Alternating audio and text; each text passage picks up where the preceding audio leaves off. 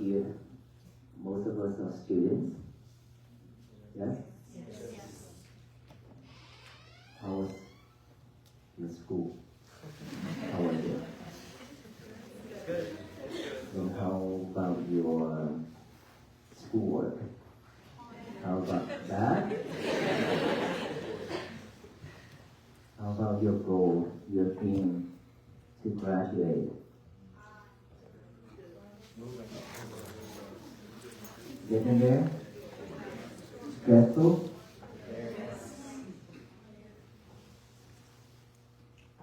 How much stress you have?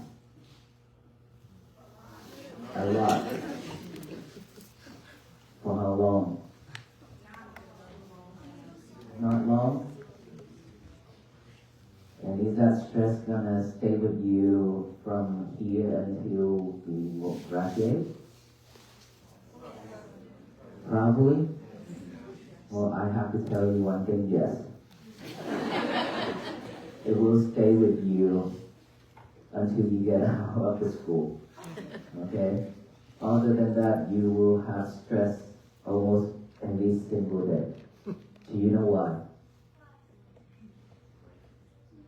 Well, I'm not trying to scare you.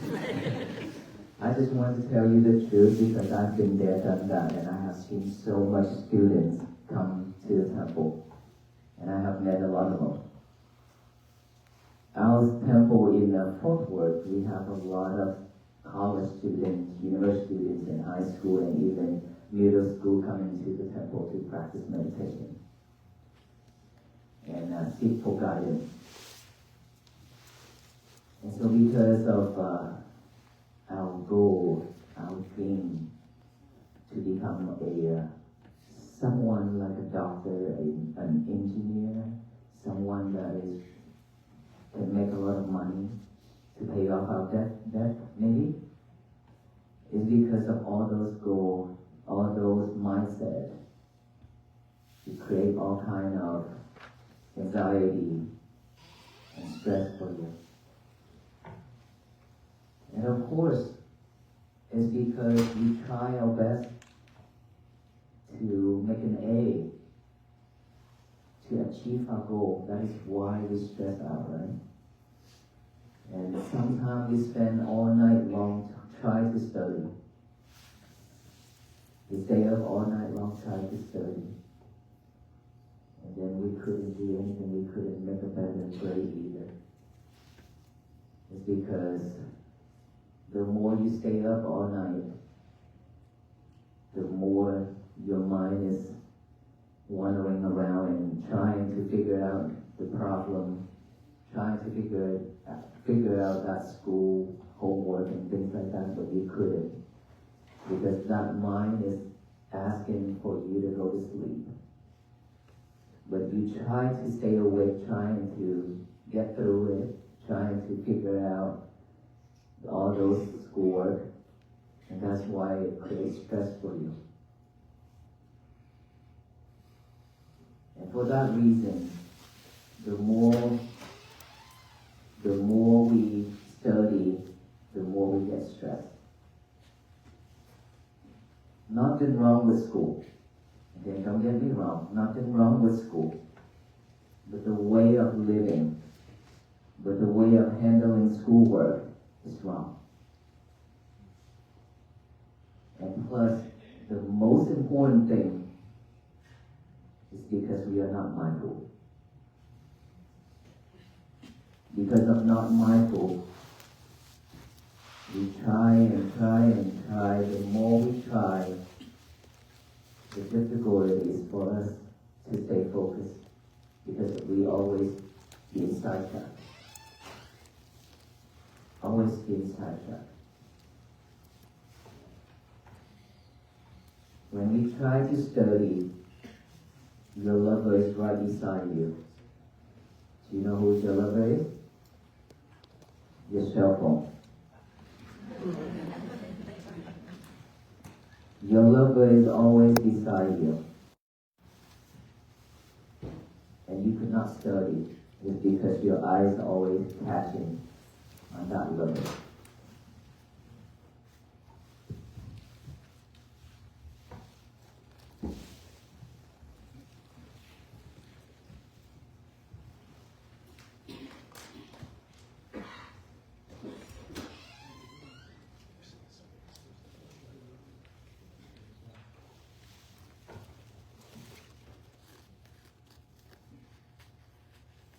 Who's in here study while your lover is right beside you?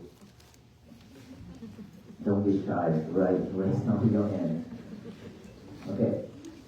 So how can you stay focused in studying when your lover is right beside you, in front of you, next to that book? How can we stay focused? There's no way, is that right? Because when you try to read that book, and then somehow your lover vibrates, because your friends or your boyfriend or girlfriend send you a text message. Now, you're not on those lines and on that book anymore. Now you have to grab your lover. You have to grab your lover because you think that is something important. Even though it's not important, you still grab your lover out from habit. Because of that habit, you always grab it and check. And then when you check, you spend some time with your lover and try to spend some time to answer. And then back and forth, back and forth, back and forth. Now you're out of time. You're running out of time. How can we stay focused in studying? I really don't know how. Just for that reason alone, it creates stress for us already. Because we tried to memorize it, we couldn't. We tried to solve the problem, we couldn't. Because we are not concentrating. And not just for that. When you go to bed, before you go to bed, you spend a lot of time with your lovers. In bed. That's not it. In the middle of the night when you wake up, you couldn't sleep anymore when you wake up. You grab your lover and spend some time with your lover and you cannot go back to sleep. And in the morning when you wake up, the first thing you would do, either you hit the snooze button or you grab your lover and check your status and everything. Is that right?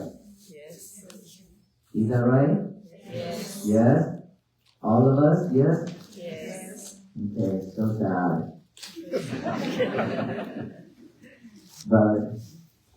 And then after that, throughout your day, your lover is always in your pocket, and you always take it out from that pocket to check it. Check on every little thing, if even that lover is not vibrating or letting you know that there's no message or anything like that, but you still take it out from your pocket, try to check, how come he didn't send me any messages? And then you go online to surf the internet, go on Facebook and YouTube. That's our daily routine. From night until the morning and the rest of our day, we spend so much time using our lovers. So please let me know, how can we stay focused? There's no way. How many hours we spend on that lover? Please let me know how many of us using that lover for 5 hours per day. Alright. Okay, while we only have a couple hours to live underneath, while we only have a couple seconds to survive, we spend a lot of time with that lovers already. And that is why we always stress out.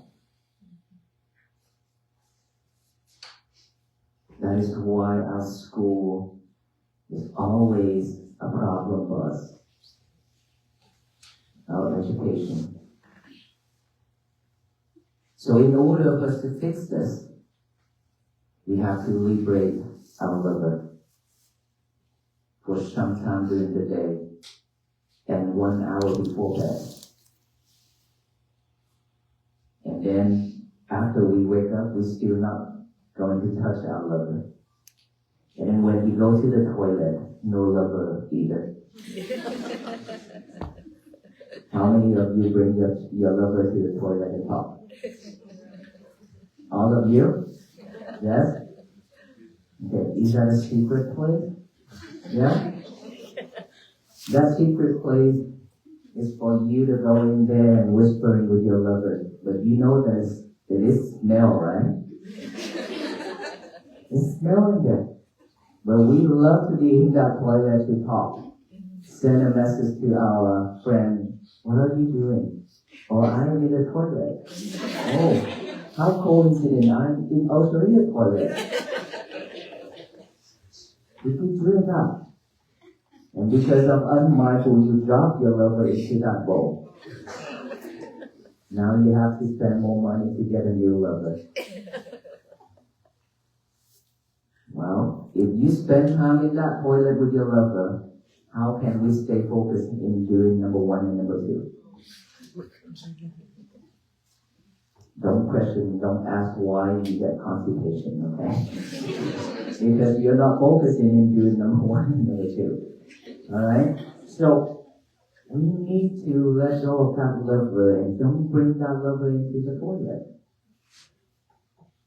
We need to change. Really. Without changing that, you spend a lot of time in that toilet. Instead of just a couple minutes to finish it and then get out, no, you spend a lot of minutes in that. But you don't know that there are many, many people outside waiting for their turn too. So please don't do that. And you have to love the other people too. They need to use the restroom. Alright? But you need to love yourself more than anyone else. Means you have to stay away from your lover as much as possible. That is one way, the best way to stay focused. It's because of technologies, we depend on it too much, way too much. And we use it the wrong way. That is why they always pull us off track. So to support ourselves, to support us from school, there's no other way except besides practicing mindfulness within our breath. Each and every single one of us have our breath, right? We breathe in and breathe out every single second, right? We still survive, but seems like we already died a long time ago. It's because we never pay attention to our breath. We just breathe and breathe just like a machine. We don't even know our breath is long or short. We just breathe. The habit is that habit of breathing. And now, for us to train ourselves, we have to stay focused within our breath. Every breath going in, you have to know that breath, aware of that breath going in, touching your nostril area. Each and every breath going in, you're aware of that breath going in. The breath going out, aware of that breath going out. Knowing each breath go in and out, that is our duty. That is our job. We still breathe. It's just that we only add awareness to it. When we add awareness to it, you will see your monkey mind. Right now, every single second, our mind always fills up with all kinds of thoughts. It's just that we don't have time. We cannot see our thoughts popping up. Now that you let go of everything, try to stay focused within our breath, in and out. Only one thing to do, which is in and out. Now you can see your mind. Your mind, I prefer it as a monkey. Because our mind is popping up one after another with all kinds of thoughts about the past and the future. We live with the past, we chase after the future, but we never stay with this present moment here and now. This present moment here and now is something that we really need and we miss out. So we add awareness to each and every breath going in and out. Within our breath, we don't need to borrow any other objects from outside. aware of that breath in and out when the thought pops up. Instead, well, usually when thought pops up, we always follow that thought. We chase after that thought. Now, when we practice mindfulness, when you stay focused here, any thought pop up, you know right away. You can see the thought right away. Then when you see that thought is existing, all we need to do is just observe that thought, acknowledge it as thought silently, come back here with the breathing again. And then breathe in, breathe out, another thought pop up, observe that thought, acknowledge it as thought, come back here with the breathing again. Just bring your concentration back to this present moment, which is each and every breath. That's all we need to do. We don't need to try to eliminate any thought. Don't do that. Just breathe in and breathe out normally. Don't force our breath. When thought arises, observe it, acknowledge it, come back here. Come back. That's all we need to do. When you hear noise, when you hear sound, any type of noise, any type of sound, acknowledge it's a sound, come back here.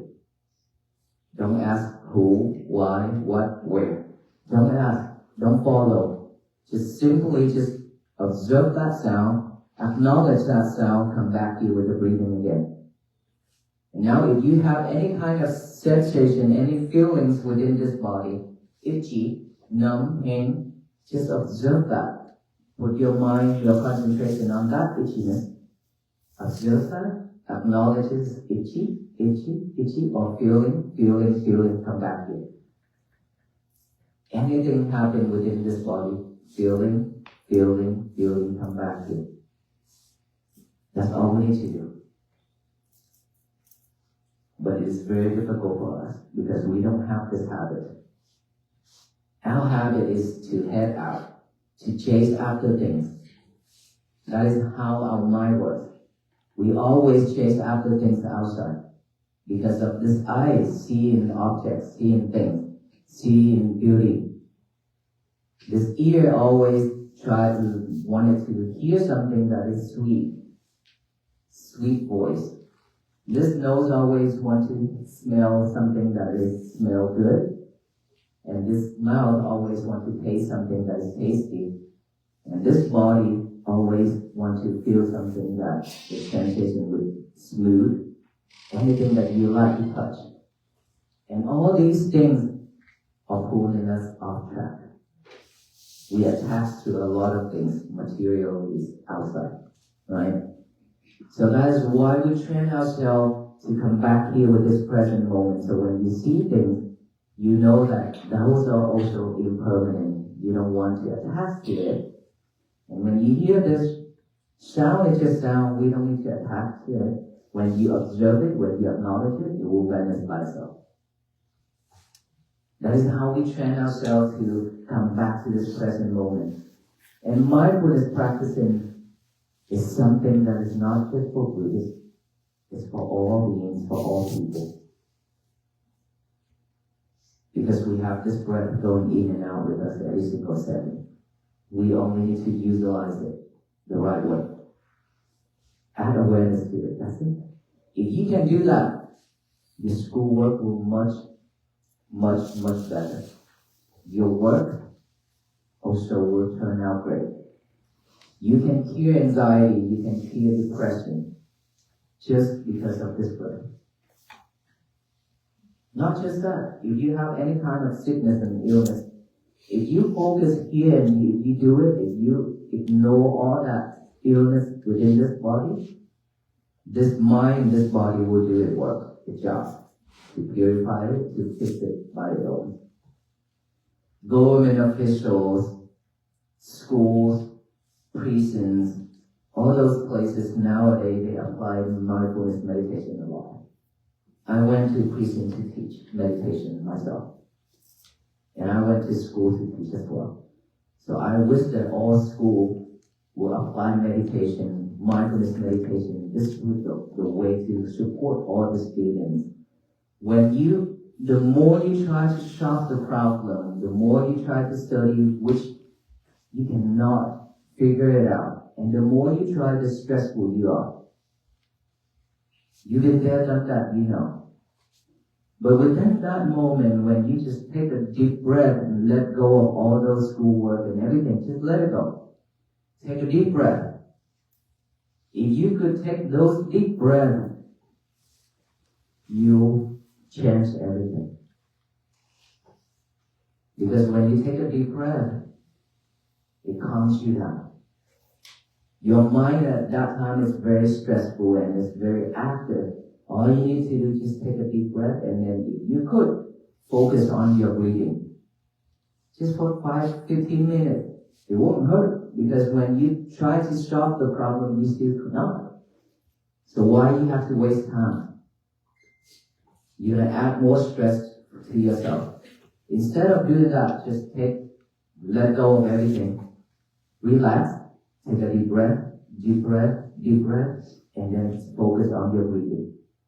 It will stop everything. Once your mind is purified, once your mind is free of thoughts, your wisdom will arise.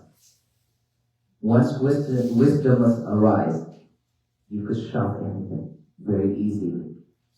That is how the mind works. This mind could do a lot of things. All those things in this world happening right now, and all those technologies, because of these mind that the people created it. Is that right? AI is because people created it. It's not from the machine. So it all depends on us if we know how to utilize our mind, if we know how to solve our problem. But don't let you stress out every single day.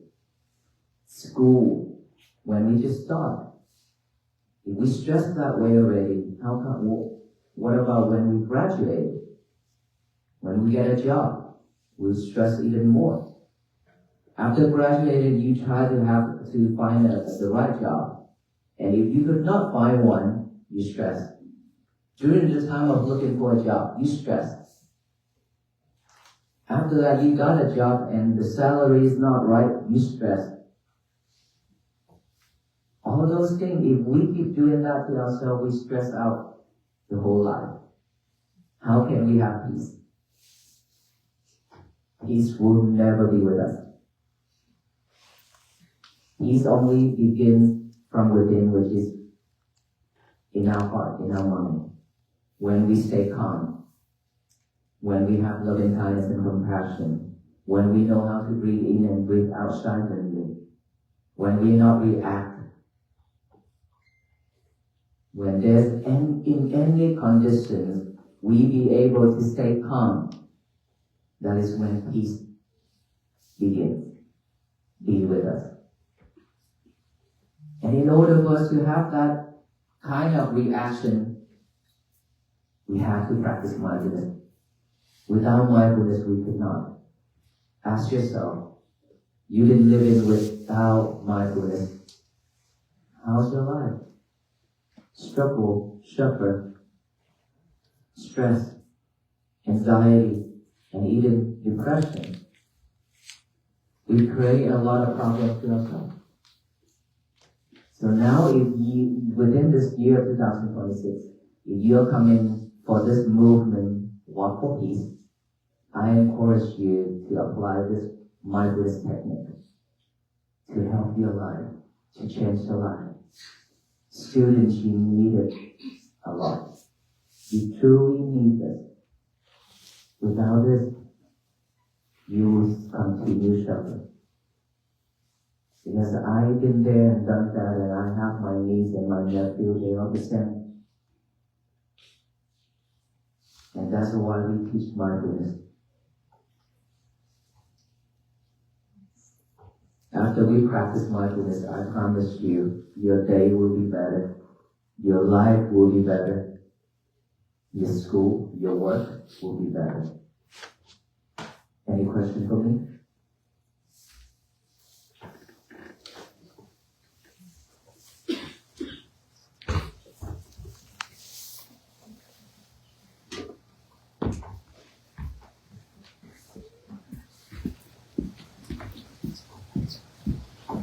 Hi, thank you for coming.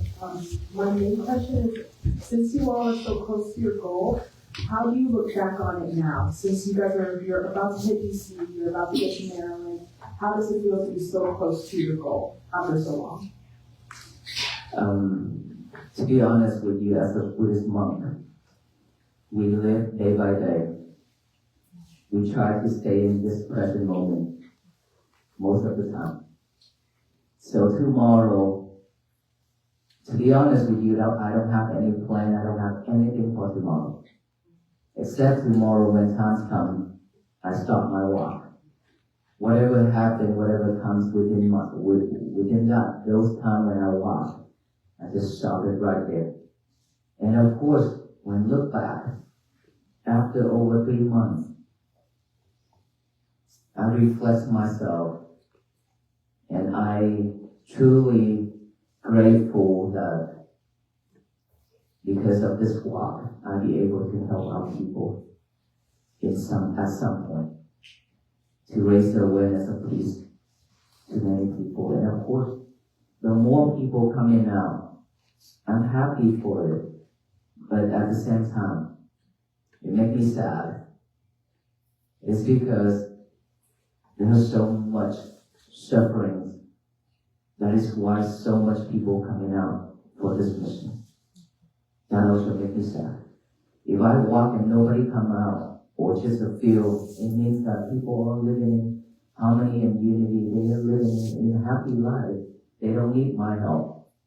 But unfortunately, so much people coming out. Up until now, if I can say, millions of people have come out. And then online as well. So it tells me that we are deeply in struggle. Not just in this country, but around the world.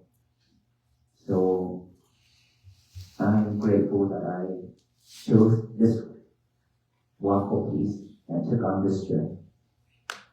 I will be able to do something for this nation and the people around the world. Thank you. My question for you is, how do you find peace throughout difficult times, especially dealing with loss? Peace with a condition that is not peace. So if you have a condition, then that will never be peace. In any condition, we still be able to stay calm and relax, no react, but only react with kindness. May you be well, be happy, and be peaceful. That to people and to yourself too. That is when peace begins, that I already talked about this. It doesn't matter what this world turned into. It doesn't matter what's happening around us right now. As long as you know that peace is something that we have to build it ourselves, have to work it for ourselves. Nobody in this world can bring peace to us. If somebody say that I will bring peace, I will change this world, don't believe in it. It will never happen. And of course, there are people who have died and sacrificed for freedom and peace. But it's only for a portion of people of the world, not the whole world. Our Venerable monks and myself been walking for 107 days. And even after this journey, we still cannot change the world to be at peace. But all the people in this world doing the same thing over and over, which is, I already talked about it. Today is going to be my peaceful day. Write that message down every morning. Walk through it. Be mindful with it. Do not multitask ourselves. No expectation. Mindfulness practicing. If we could do that every day and all the people in this world are doing the same thing, this world will change completely. That is the power of togetherness. All people together can change, but a portion number of the people in this world could not change this world. So in any condition, anything happens around us, let's say in this audience, if you can keep your mind clear anything happens around us right now, if you still be able to breathe in and breathe out and stay at that present moment, all those things happening around us will not affect us. Just like us when we walk, there's a lot of people, there are people curse at us. There are people shout at us and yell at us. People step on the gas pedals so that the black smoke cover all of us. How did I react? I react a big time. I look at that person and give them a smile. May you be well, may you be happy and be peaceful. I walk my way, continue. Because I know that that person is suffering.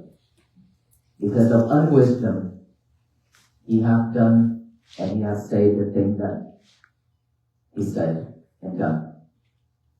So I don't need to add more suffering to him because he's already suffering. Right? So we don't need to add any more problem to this world when this world is already having so much problem. We should only add kindness to this world. That is how we change. Because all the beings, all the people in this world been spreading hate, anger, delusion, greedy, all those to the universe for generation after generation.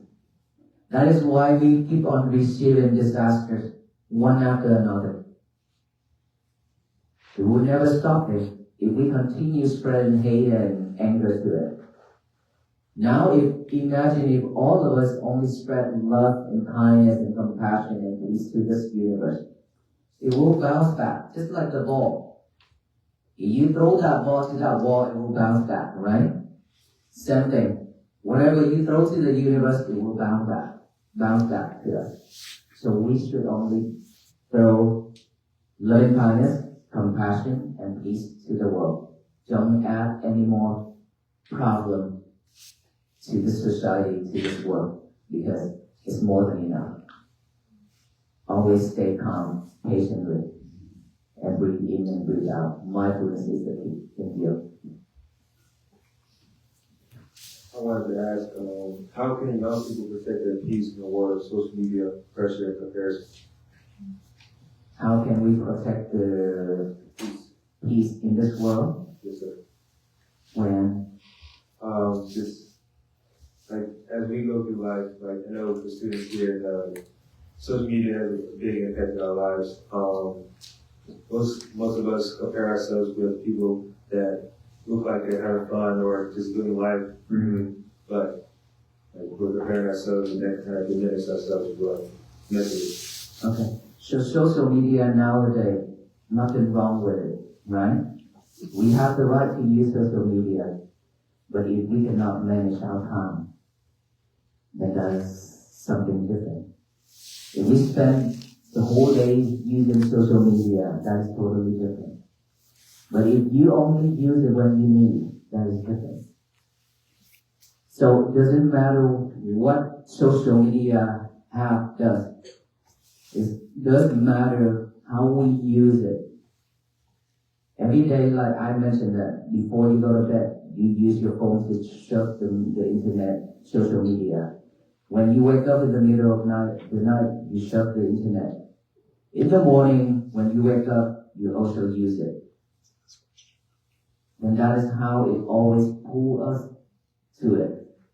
We attach to it already, right? So now what if there's no internet? How are we gonna live?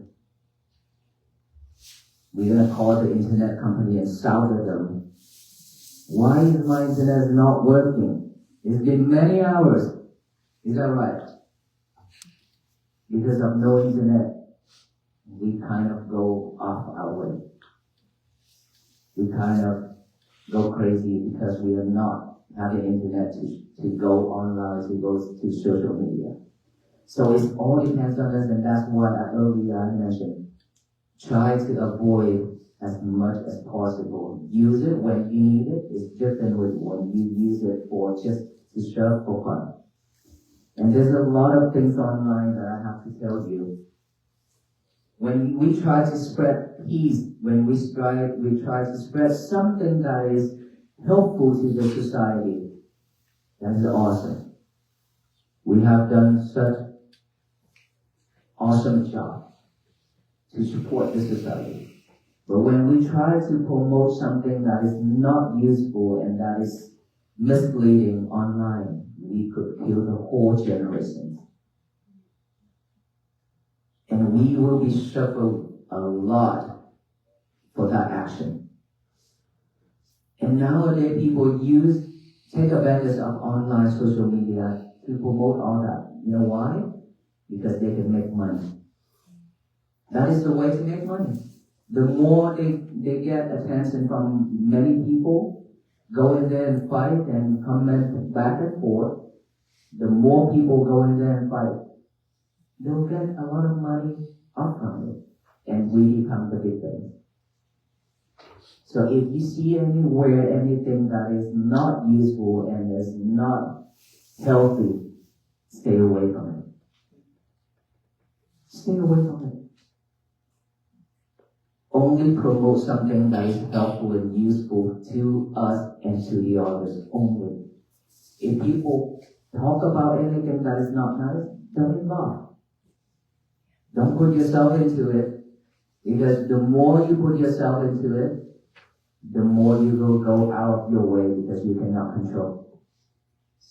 All those people, they're going to trigger you one after another. We are very easy to be triggered. Very easy, because we are not mindful. So be mindful is the key again. Thank you. Okay. So this walk for peace has been really inspiring, and I wanted to ask about the recent snowstorm in our area. What is the key to constantly practice your mindfulness from combating the external barriers and conflicts and continuing to put mind over body every day? Well, thanks to Virginia that given us 2 or 3 days of snow and ice. These days, to be honest with you, these are the hardest days for us, the weather-wise.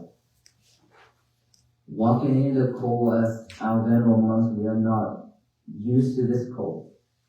And it's freezing, right? There are days that the wind is so strong as blows us almost rolling on the road.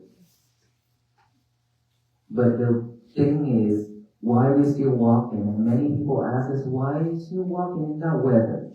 Why can't you just take off a day and then rest? Well, that is so easy just to take off a day to rest. Then we have nothing to talk about. But we are not giving up that easy. We don't want to give up. And myself, I don't have given up in my visionary. I don't want to have that mindset. And our Venerable monks as well, we don't want to give up. Because to walk this far, we encounter a lot of problem already. And like I said, before we take on this journey, we already set aside our life. Ajahn Mahadam, the one with the wheelchair in front, that came earlier, late. You know him, right? You heard about this story? He's the one who got into the accident in Houston area, and then now he had his leg amputated. Right? At that moment, when he lay there on the road, I tapped on his shoulder and I asked, "Are you okay?" He said, "Yes, Bhante. Yes, Ajahn." I said, "Breathe." He said, "Yes, I'm breathing." And he stayed focused on his breathing the whole time. When it's really hurt, it's painful. Right? He's not giving up. And then after that, he said to me over the call, I had a Zoom call with him. He said, "Ajahn, I will offer my leg for this walk for peace. I'm happy to do so."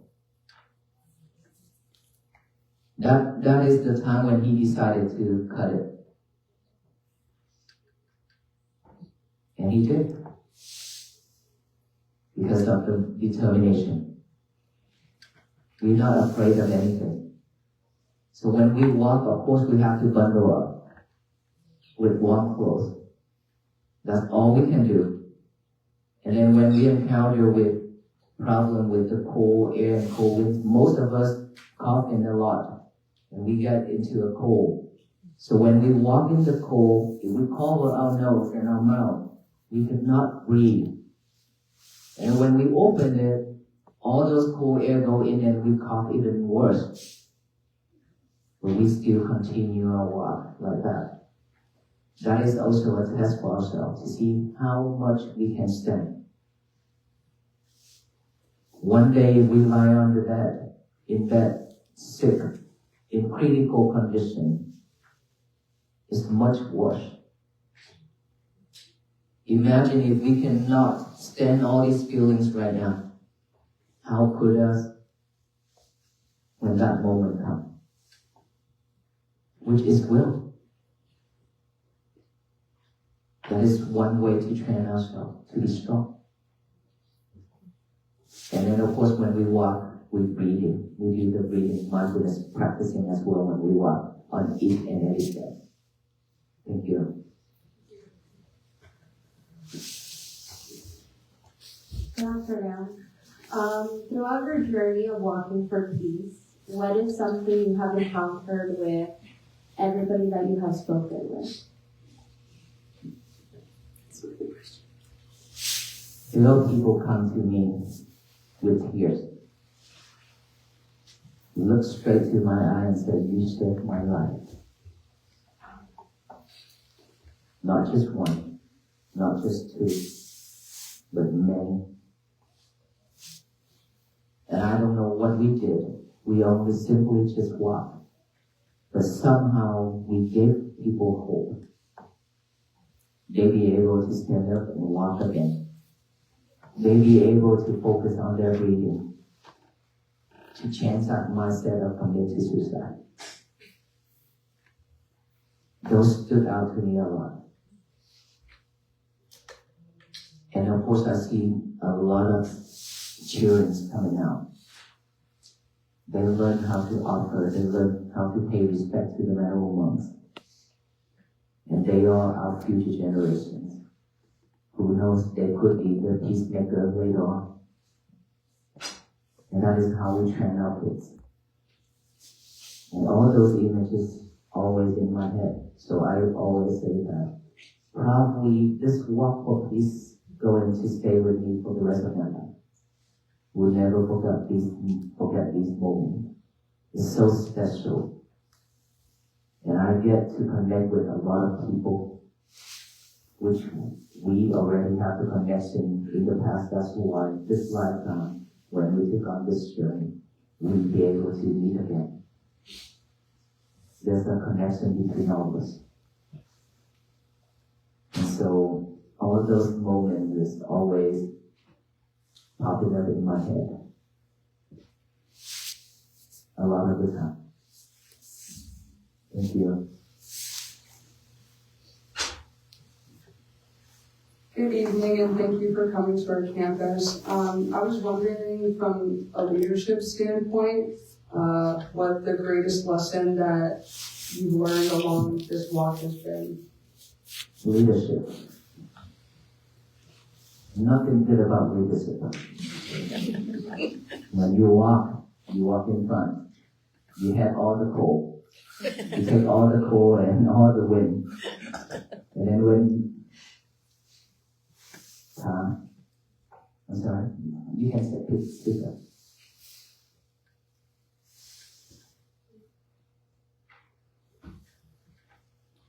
And when I walk in front, I take all the wind and all the cold, right?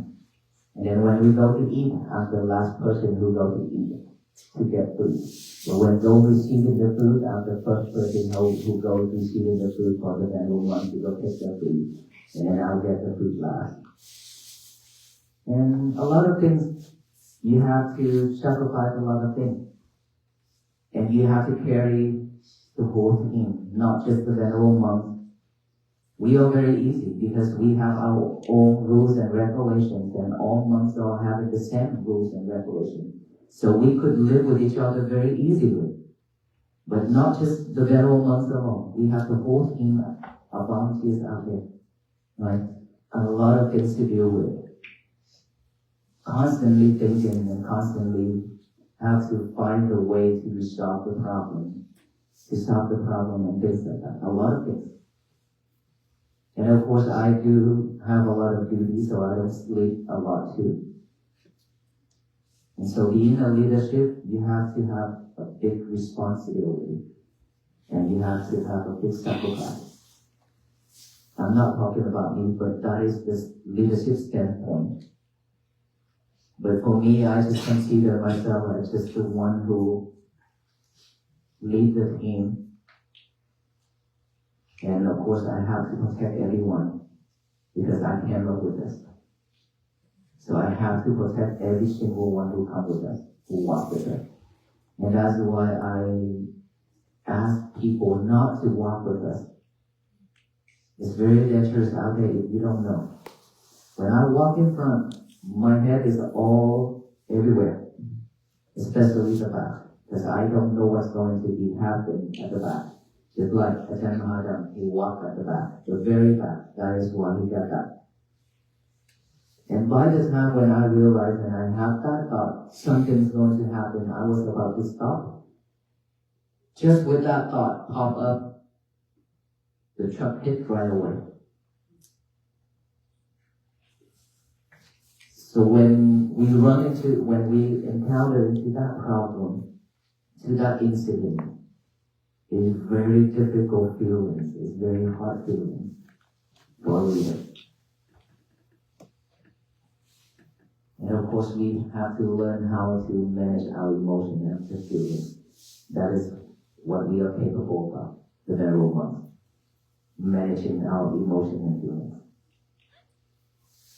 I hope I answered your question. Okay, one last question. With mental turmoil and inner conflict at the center of our lives, how can we use finding solace and silence as a tool in order to combat these poisonous thoughts in times where they may seem overpowering? Can you repeat that, please? So, with mental turmoil and inner conflict being at the center of our lives at a time like now, how can we use finding solace and silence as a way to combat these overpowering thoughts? Well, because our mind is constantly thinking and thinking and thinking, okay? And I always prefer this as a mindfulness technique. If we are not mindful with our thoughts, we are not mindful with our thinking, then we're just gonna be the victim of it. We cannot overcome anything. It's because we are not mindful, that's why all those thinkings are overcome and then overwhelmed. All those thinking are overwhelmed us. And we could not find a way out.